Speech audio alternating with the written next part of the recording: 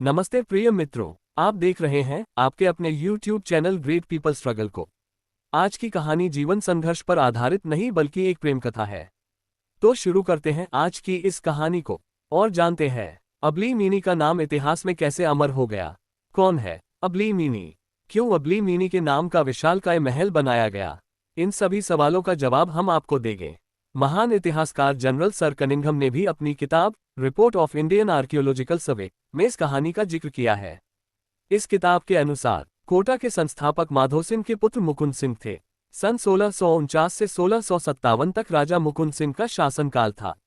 राजा मुकुंद सिंह अक्सर कोटा से कुछ दूर जंगलों में शिकार खेलने जाया करते थे और एक दिन जब राजा जंगल में शिकार कर रहे थे तब उनकी नजर अचानक जंगल के बीच एक सुंदरी पर पड़ी, जिसके सिर पर पानी से भरे 2 घड़े रखे थे और वह लड़ते हुए 2 सांडों के सींग अपने हाथों से पकड़कर अलग कर रही थी। वो खूबसूरती की मिसाल थी। ऐसी सुंदरता महाराव मुकुंद सिंह ने पहले कभी नहीं देखी थी। साथ ही वीरांगना ऐसी कि राजा मुकुंद सिंह ने ये दृश्य देखा तो आश्चर्यचकित रह गए और उस सुंदरी पर मोहित हो गए। वो सुंदर वीरांगना और कोई नहीं खैराबाद की अबली मीनी ही थी। अबली पर मोहित राव मुकुंद सिंह उससे हर कीमत पर पाना चाहते थे और उन्होंने अबली के समक्ष अपना प्रेम का प्रस्ताव रखा। अबली ने भी मुकुंद के प्रेम को स्वीकार कर लिया। साथ ही अबली ने ये शर्त रखी कि उसके लिए उसी स्थान पर महल बनाया जाए जहां वो पहली बार मिले थे और वहीं महल में रोज रात को एक दीपक ऐसे स्थान पर जलाया जाए कि उस दीपक की रोशनी अबली के गांव खैराबाद तक दिखे। राव मुकुंद सिंह ने स्वयं के नाम पर ही यहां मुकुंदरा नाम से गांव बसाया था, जिसे वर्तमान में हम दरा गांव के नाम से जानते हैं। शर्त के अनुसार राव मुकुंद सिंह ने दरा के सुरंगमय जंगल में एक महल का निर्माण करवाया था, जिसे आज अबली मीनी के महल के नाम से जाना जाता है।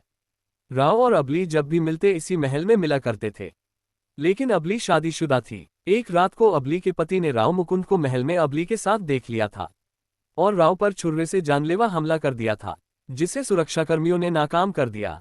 राव मुकुंद ने अबली के पति को खुश करने के लिए उसे दरा घाटी की जागीर दे दी। साथ ही यह हक भी दिया कि जो भी इस मार्ग से गुजरे उससे अबली का पति शुल्क वसूल करे।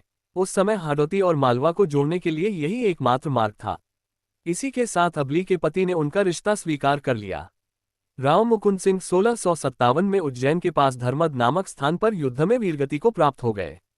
इसके बाद कोटा में उनका अंतिम संस्कार किया गया। अन्य रानियां सती हो गई और अबली को जैसे ही पता चला, अबली भी उसी महल में सती हो गई।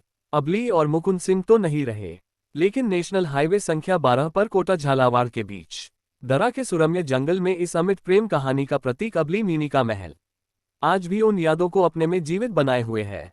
अबली के सती होने के बाद भी कई सालों तक रोज उनकी याद में उस स्थान पर दीपक जलाया जाता था। दोस्तों, प्रेम हो तो अबली और राजा मुकुंद सिंह के जैसा हो।